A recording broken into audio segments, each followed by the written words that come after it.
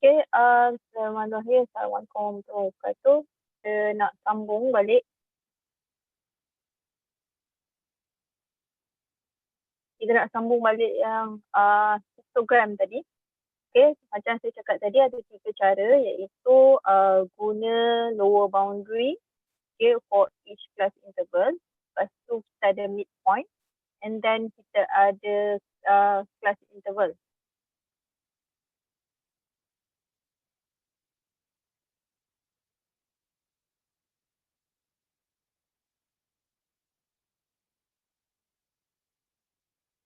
Okay, so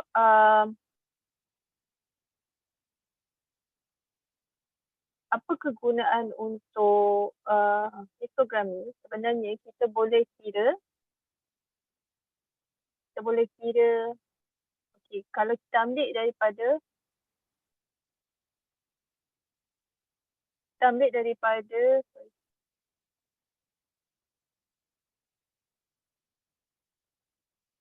yang paling tinggi ni, ambil yang paling tinggi, penjuru sebelah kiri ni bersambung dengan dia punya the next penjuru yang sebelah kanan dia, dan secara bersilang dia akan bertemu dekat tengah-tengah ni kan. So tengah-tengah ni awak buat satu line turun ke bawah, dia sebenarnya adalah mode. Okay. Kenapa saya tak boleh bagi nilai kat sini? Sebab kita tak buat atas kertas graf. Kalau kita buat atas kertas graf, kita akan tahu nilai mode yang sebenarnya menggunakan histogram. Okay. Next. Ini dipanggil sebagai frekuensi polygon. Okay. So frekuensi polygon ni 44.5, 54.5, 64.5 dan seterusnya. Semua ni adalah midpoint of each class interval. Tapi midpoint of class interval contohlah 44.5 ni frekuensi dia 4. Kalau ingat balik dia punya frekuensi dia adalah 4. Tapi kita tahu kalau kita start dengan 44.5 dan berhenti pada 94.5, kita akan dapat nilai yang tergantung. Contohlah bayangkan kita start dengan 44.5 sampailah 94.5 ni. Kalau kita tak tutup dia dekat bawah, dia tak akan jadi polygon lah. Dia tak akan jadi satu rupa. So apa yang perlu kita buat adalah kita kena add new class interval before the first class interval. Ini kan midpoint untuk first class interval. So kita kena add a new class interval untuk first class interval. Lepas tu kita kena add the last class interval pun kita kena add one more new class interval. Ini yang asal ini data yang asal daripada 40 hingga 49, frekuensi dia 4. Daripada 90 hingga 99, frekuensi dia 6 kalau awak tengok kat sini.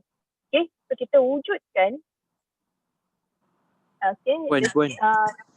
Ya. Puan, sorry mengganggu. Ada yang tak dapat masuk lagi, 3 orang. Siapa yang tak masuk? Semua masuk. Khairi Ifat, Aziz Fahmi dengan Kushairi.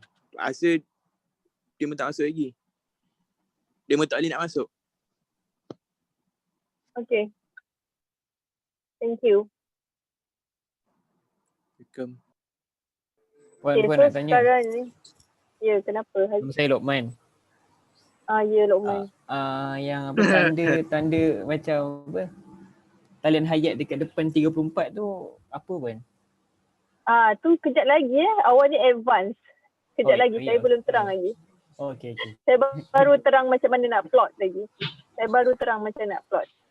So sekarang ni, ini kita punya data yang asal. Data yang asal. So kita dapatkan dia punya midpoint. Cara nak dapatkan midpoint, lower limit tambah dengan upper limit. 40 campur dengan 49. Siapa yang buka mic tu? Sekejap.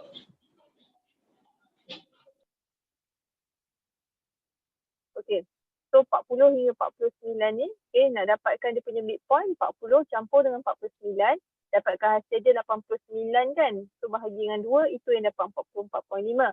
Frekuensi kita tak ubah apa-apa. So So disebabkan kita tak nak dia punya graf ni tergantung, kita wujudkan satu lagi kelas interval dekat atas dan dekat bawah. Okay, dia mesti sama lah kalau awak tengok pattern dia 40 hingga 49, so atas kenalah 30 hingga 39. Yang ni pun sama. Okay, yang ni pun sama, 100 hingga 109. So, tapi frekuensi dia mesti kosong. Sebab apa frekuensi kosong? Kalau frekuensi kosong, dia duduk dekat axis yang mendatar ni. Okay? Yang vertical axis ni. So, bila axis ni mendatar, kita barulah tertutup kita punya frekuensi polygon. Okay, so saya nak menjawab soalan Lokman tadi.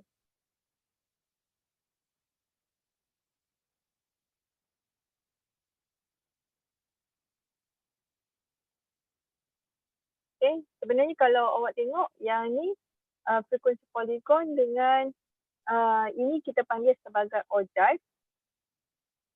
Okay, awak tengok yang ni, okay, ogive dengan frekuensi polygon. Okay, sama kan? Dia ada benda alam macam peti ni, betul? Okay, so sebenarnya, okay, saya jawab mula saya nak terangkan macam saya nak plot untuk ogive, iaitu kat sini upper boundary of each class interval 49.5 hingga 99.5 ni adalah upper boundary. Itu sebabnya masa awak dapat data tu, awak kena tahu graf apa guna apa. Kalau macam histogram, kita guna lower boundary. Okay. Lower boundary ke, midpoint ke ataupun class interval. Tapi untuk ogive, kita guna upper boundary. Okay. Tapi apa benda lah ni? Dia ada satu ni tiba-tiba ada. Macam mana kita nak 39.5 ni? Kalau kita tak wujudkan 39.5, dia akan tergantung. Ogive dia mesti bermula dengan frekuensi kosong. That's why kita wujudkan add new class boundary before the first class interval. Hence use the upper boundary with frekuensi kosong. Okay, so frekuensi dia mesti kosong. Kalau tak, dia tak akan jadi bentuk macam bentuk S. Okay, menjawab soalan Lokman. Apa benda yang bulat, macam peti ni? Okay, ini kita panggil sebagai spark. Okay, spark ni signifies axis break. Maksudnya, sebenarnya kalau awak nak lukis daripada kosong hingga 39.5 ni, okay, awak kena panjangkan lagi lah nilai dia ni. Tapi disebabkan kita nak tarik graf ni ke kiri, maksudnya nak rapat dengan kosong kan.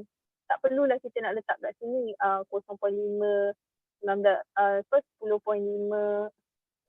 9.5, dan ada 19.5, 29.5 kan. Tak perlulah kita letak benda tu sebab tak ada dalam graf.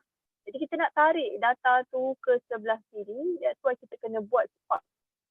Ini wajib wajib untuk awak buat sekiranya data awak tidak bermula daripada kosong. Okay. So apa kegunaan untuk ogive? Okay. Sebenarnya kita boleh kira macam yang awak dah belajar minggu lepas. Ogive ni sebenarnya kita kira untuk kuartil. Okay. Kuartil. Macam mana kita nak kira kuartil 1? Okay, kuartil perkataan quart bermaksud 4 per 4. Jadi first kuartil mestilah 1/4 darab dengan bilangan data. Ini sebenarnya yang ni 40 ni sebenarnya adalah bilangan data kita. Bilangan data kita kan sampai 40 sahaja. So 1/4 darab dengan 40 dapat nilai dia 10. Data yang ke-10. Jadi kita buat yang titik-titik-titik ni daripada cumulative frequency.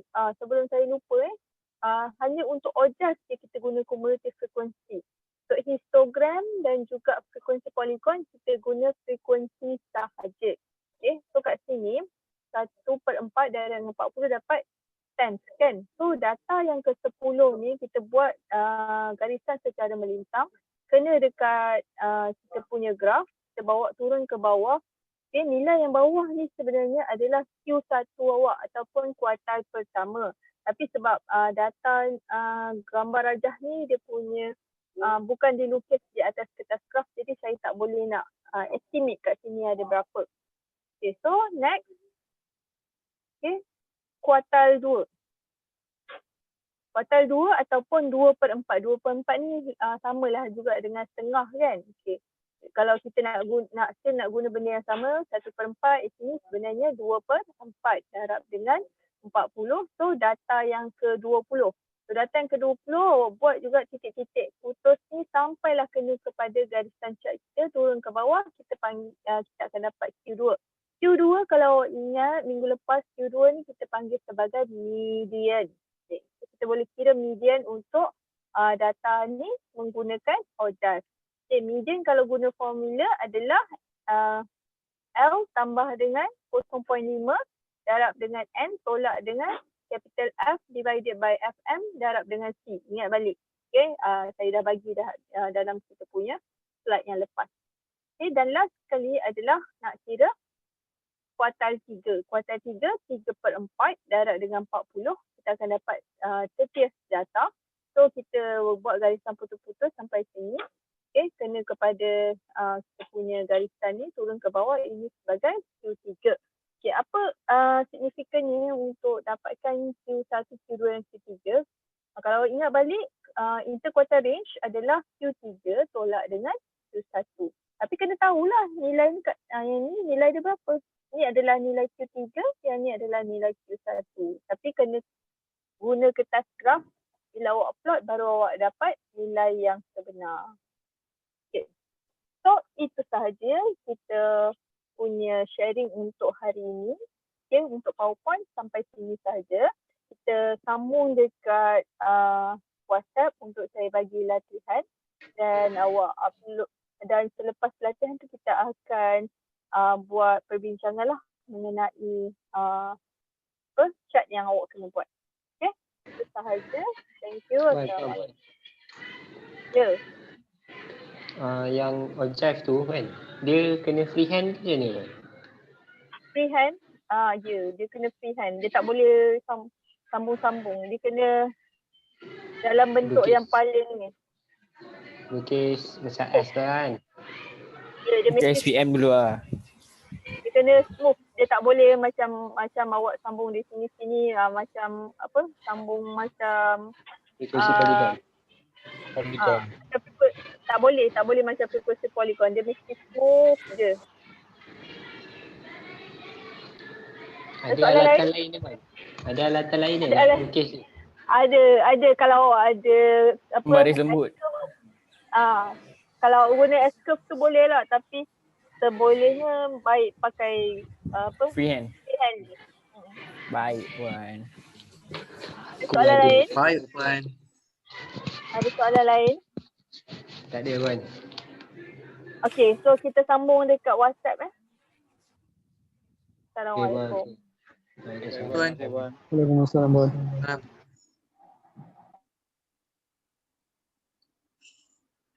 Boleh betul yang muka gambar. Kan? Ya, aku tak mute. Assalamualaikum. Ya Allah, aku tak mute.